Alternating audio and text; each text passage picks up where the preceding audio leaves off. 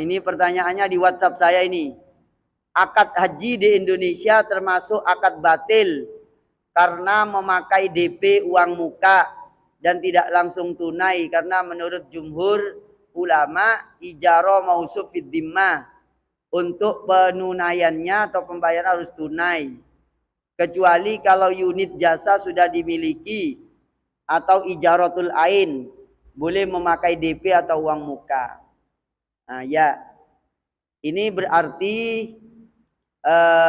perlu baca ini. Ini Pak Bobi perlu baca ini. Faslun wa ma ukida minal ijarah ala manfaatin mausufatin fid dhimmah yajuzu halan wa muajjalan fid dhimmati kassalami wassalamu yajuzu halan wa muajjalan fakadzalika al ijaratu fid dhimmah. Jadi orang yang berangkat haji itu Pak, begini maksudnya. Ya, gampangannya lah yang saya pahami dari pertanyaan itu. Kalau saya disuruh nonton video, 2 video ya capek lah ya. Sampai pahami, simpulkan. Lain kali gitu, itu bagus ya. Jadi saya disuruh-suruh nonton video sama siapa itu? Saya dikirimin video itu. Ya Allah, kiai disuruh jawab, malah disuruh nonton video. Ya Allah, iya. Ya ini lain kali Ustadz, ini ada video seperti ini, kesimpulannya begini. Menurut Ustadz gimana gitu. Karena video itu ada 2 video itu menerangkan bahwa akad bayar haji di Indonesia itu tidak sah. Waduh, saya mikir ini berarti Pak Bambang yang haji wingi nggak sah itu ya. Soalnya Pak Bambang itu akadnya juga begitu, kan tidak bayar semua itu. Pertama itu beli porsi, baru nanti ada pelunasan. Aduh. Saya mikir itu, ulama sebanyak itu di Indonesia, di Kementerian Agama dan MUI, anggap aja Kementerian Agama dan MUI, itu kayak pada gak tahu semua gitu ya. Itu bodoh gak sakabe itu Pak. Enggak napa mboten? Loh, jujur mawon, enggak napa mboten? Enggak napa mboten? Lah iya kok sik tas ono fatwa. Aku ya tertawa juga iki. Berarti sing ndek kementerian kali ini maaf loh ya kalau enggak boleh dikatakan goblok itu ya. Iki bodoh kabeh berarti itu. Kenapa? Mengakad barang secara batil. Lalu kalau di Indonesia ada jamaah haji yang diberangkatkan berapa Indonesia ini? Tiap tahunnya berapa? Ada 200.000? Batal semua itu. Karena akadnya batal. Kan begitu. Maka begini Pak. Saya perlu mengedukasi, bukan fatwanya yang saya bahas. Tapi cara mencari fatwa dan cara ngaji. Oke. Cara ngaji.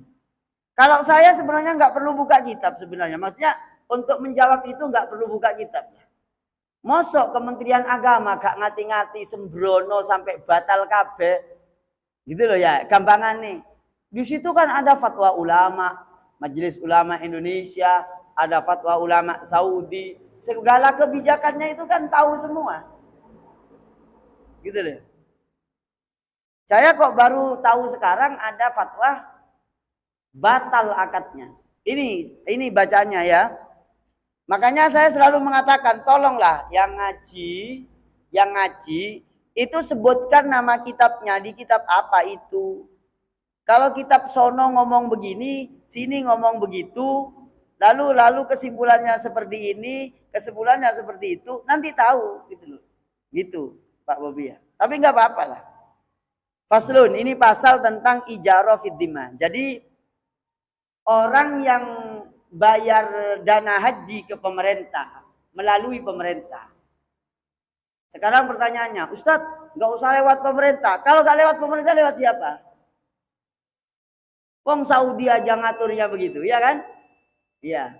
Maka kita akad lewat namanya Kementerian Agama yang berwenang dan yang diberi petugas. Lah itu akadnya namanya ijaro. Ijaro itu bahasa Arab. Bahasa Indonesia adalah sewa. Jual sewa. Sewa apa? Sewa jasa. Jasa apa? Jasa memproses daftar ke Kementerian Pariwisata dan Haji yang ada di Saudi. Dari urusan apa? Urusan apa saja? Pendaftarannya ke pemerintah Saudi, pengaturan keberangkatannya, lalu tempat makannya, cateringnya, visanya, paspornya, kemudian jaminan keselamatannya, penginapannya, semuanya include di situ. Lalu kenapa kok ada istilah porsi, Ustadz? Iya, itu porsi. Pelunasan kok dibayar terakhir, berarti ini Ustadz. Setengah nyicil. Separuhnya dibayar berikutnya. Tidak halan. Tidak kontan. Kalau halan itu kontan. Berarti ini tidak cocok, Ustadz. Begini. Dibayar tempo itu karena nanti setelah membayar porsi pokok itu estimasi kebutuhan jamaah haji dan perubahan harga yang ada di Saudi itu sangat besar kemungkinannya. Begitu. Maka seperti saya daftar tahun 2018. Daftar 50 juta. 2 orang. Nanti kapan saya berangkat? Itu bisa nambahnya sangat banyak. Bisa lebih dari 25. Kenapa? Karena dolar naik dong. Ya. Kenapa kok begitu? Ya karena memang berangkatnya pakai tempo. Enggak langsung. Ya. Maka dari itu menurut para ulama fikih, nggih, wa ma ukida minal ijarah ala manfaatin mausufatin fid dhimmah, akad-akad ijarah yang akadnya itu transaksi jasa yang masih dalam tanggungan, tidak langsung. Ya juzu halan, boleh kontan, wa muajjalan, dan boleh dibayar tempo dengan cara kredit. Fizimmati, yang masih dalam tanggungan. Sama dengan fiskas salami, seperti akad pesanan. Wassalamu yajuzu halan wa muajjalan. Sedangkan akad salam itu boleh bayarnya kontan, cash, boleh bayarnya dengan mencicil. Fakadzalika al-ijarah fid dhimmah. Demikian halnya ijarah yang masih dalam tanggungan, belum terselesaikan, yang menjadi akad, itu juga boleh halan dibayar kontan, juga boleh dibayar muajjalan. Begitu. Kalau dikatakan akad batil, saya 1.000.000% tidak sepakat. Kasihan yang sudah haji itu ratusan ribu orang itu pada batil semua itu. Ya gak? Yang sudah berjalan itu haji, semuanya itu pakai mausuf fid dhimmah. Begitu. Jelas? Ustadz, mohon penjelasan pendapat Ustadz mengenai pendapat dari beberapa Ustadz yang menyatakan bahwa haji bagi ya, yang semua kesimpulannya kan haji tidak wajib karena beberapa hal. Waktu tunggu yang sudah terlalu lama, ada yang mencapai puluhan tahun. Terus adanya penggunaan sistem dana talangan yang mengandung riba. Ini terlalu gegabah menyimpulkan ini, ya. Terlalu gegabah. Jadi namanya haji di Indonesia, dan bukan hanya di Indonesia, di beberapa negara itu, bahkan Malaysia, maaf ya, Malaysia itu, saya dari jamaah Malaysia sendiri. Di Malaysia itu sekarang masa tunggunya 100 tahun. Masa tunggu.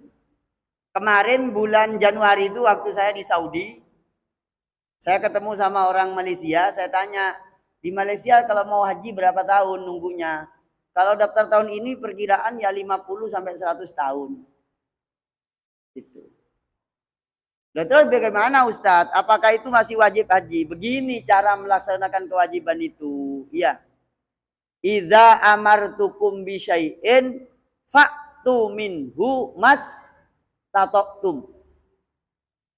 Apabila aku memerintah sesuatu, maka lakukan sesuai kemampuan. Kalau sudah mampu secara finansial, daftar haji.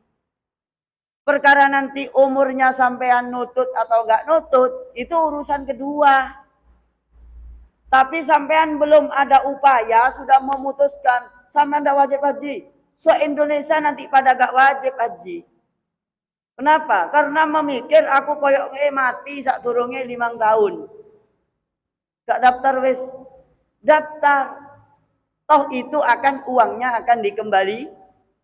Atau kalau punya mahram digantikan. Begitu. Ini enggak usah buka kitab yang ini wis. Yang kedua, masalah penggunaan sistem dana talangan. Nah, ini tidak bisa kita maknai dana talangan sebagai riba. Ya. Unsur riba itu harus jelas. Riba itu kalau tidak ada kompensasi yang dijual belikan atau yang ditukarkan. Gampangannya begini, maaf, Pak Bobi saya tanya, mau nggak Pak Bobi minjemin uang saya 100 juta hari ini? Saya lunasi 20 tahun yang akan datang dengan dana yang sama, 100 juta. Hah? Ya nggak mau lah. Ya nggak mau. Wong nilai rupiah itu setiap tahun itu jatuh. Ya enggak? Iya. Jadi memaknai riba itu tidak semudah itu. Iya. Dana talangan haji itu enggak bisa diklaim riba. Di situ ada para ulama yang sudah menelaah dan mengkaji. Iya. YouTube yang kayak begini nih harus dikonfirmasi ya. Harus dikonfirmasi, Anda harus diverifikasi. Kalau ada kajian tiba-tiba memvonis ini yang sudah berjalan, yang sudah ditelaah oleh ulama-ulama di fatwanya MUI, fatwa Saudi dan seterusnya itu tidak bisa tiba-tiba dikalahkan dengan YouTube yang sekelas YouTube saya misalnya itu ya. Tidak bisa, itu melalui permusyawaratan itu. Ya. Begitu Pak Bobi ya. Ya. Coba gampangannya seperti itulah.